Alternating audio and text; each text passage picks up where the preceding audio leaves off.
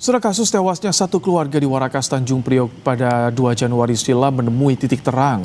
Polisi mengungkap motif pembunuhan yang dilakukan anak korban karena dendam. Setelah dilakukan pemeriksaan alat bukti dan keterangan pelaku, polisi menyampaikan jika korban sengaja meracuni ibu dan 2 saudaranya karena dendam atas perlakuan berbeda sang ibu ke pelaku. Pelaku merencanakan pembunuhan korban dengan cara diracuni.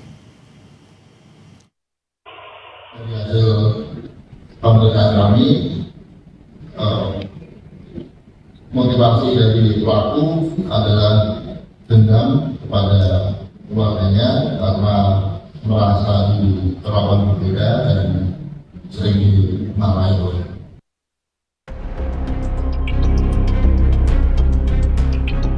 Dua Januari 2026, warga digegerkan dengan tewasnya 3 orang dalam satu keluarga di rumah kontrakannya di Warakas Tanjung Priok, Jakarta Utara.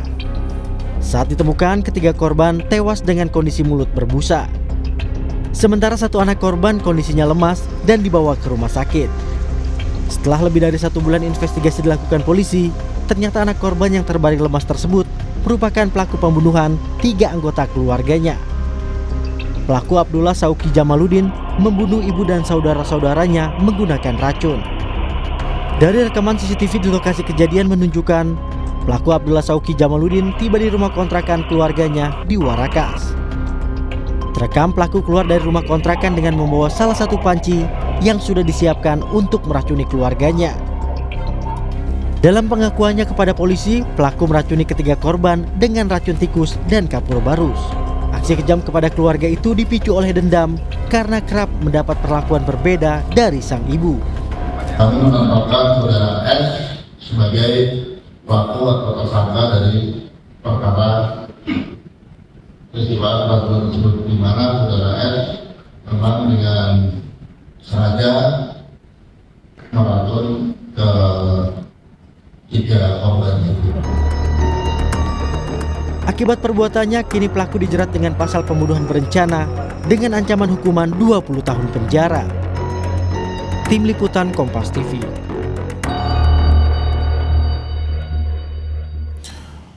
Rasa dendam menjadi pemicu pelaku nekat membunuh keluarganya. Lebih lengkap terkait dengan kasus pembunuhan satu keluarga di Warakas ini kita akan bahas bersama dengan psikolog anak, remaja, dan keluarga Sani Budiantini. Assalamualaikum, selamat malam Bu Sani.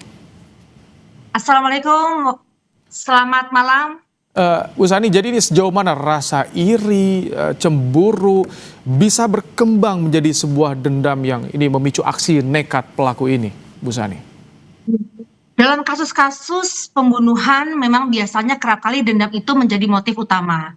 Tapi saya rasa perjalanan menjadi dendam itu pastinya perlu juga waktu. Jadi tidak satu kondisi saja. Mungkin sudah beberapa saat atau berapa lama si pelaku ini menaruh kecewa, mungkin ya, kecewa, mungkin dia juga tidak bisa mengungkapkan, kemudian timbul yang namanya bongkahan emosi negatif yang mengumpul. Nah, memang di satu situasi orang-orang yang memiliki bongkahan emosi yang negatif itu bisa meledak. Nah, ledakannya itu biasanya memunculkan sikap agresif begitu. Ini memang sangat memprihatinkan karena yang dibunuh atau dilukai adalah keluarga kandungnya sendiri. Nah, biasanya pelaku dalam kasus ini tidak melihat keluarga sebagai hubungan keluarga atau hubungan darah yang perlu disayangi, tapi menjadi sumber penderitaan si pelaku. Sehingga pelaku akhirnya melakukan pemusnahan ini demi menghilangkan sumber penderitaan. Itu yang biasanya difikirkan Bu Sani, pelaku yang kalau dari profil pelaku ini usianya di antara 23 sampai 24 tahun. Biasanya kan usia seperti ini mulai memiliki lah pikiran-pikiran atau emosi yang matang atau seperti apa biasanya? Iya, memang membangun emosi matang atau meregulasi emosi secara sehat itu tidak selalu dilihat dari usia. Ada juga usia yang tua tapi emosinya kekanak-kanakan, ada juga yang lebih muda tapi lebih matang. Tapi di sini adalah sebenarnya bagaimana seseorang bisa memahami situasi dan kemudian bisa meregulasi emosi. Saya yakin ketika seseorang bisa berkomunikasi, mengutarakan kekecewaannya mungkin atau ketidakfairan yang diterima mungkin, itu bisa membuat amarah seseorang itu bisa mereda begitu. Makanya saya mengharapkan sekali memang hubungan atau komunikasi antar keluarga itu harus ditingkatkan.